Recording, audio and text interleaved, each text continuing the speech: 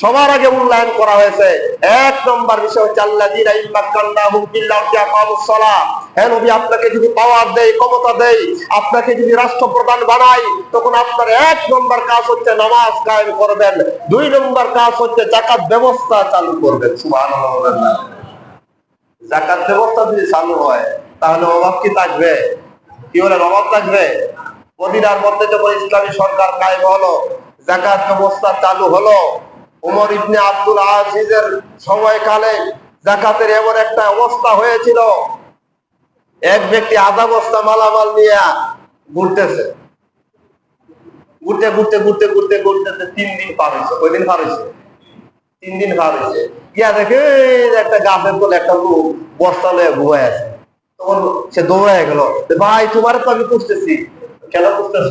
ভাই 3 দিন ধরে এই যে আমার আধা বস্তা যাকাতের মালামাল ভাই দেওয়ার মতো কোন গরিব পাই না, ভাই তোমারে পাইছি, আমার এই মালামাল তোমাকে দিতে চাই। তো ভাই রাখো না, তুমি আধা বস্তা নিয়ে তুমি 3 দিন ঘুরতেছো, আর আমার এখানে দেখো এক বস্তা, ফুল বস্তা।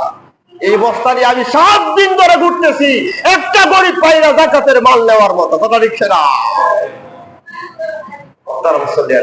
এই যাকাত ব্যবস্থা চালু হলে পরে গরিব খুঁজে পাওয়া যাবে।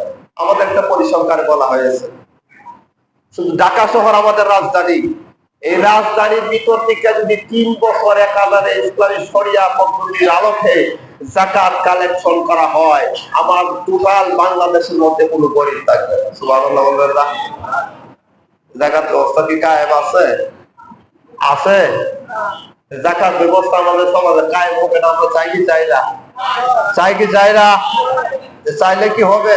আম গাছ লাগাই আপনি লেবু আশা করলে কাম হইব?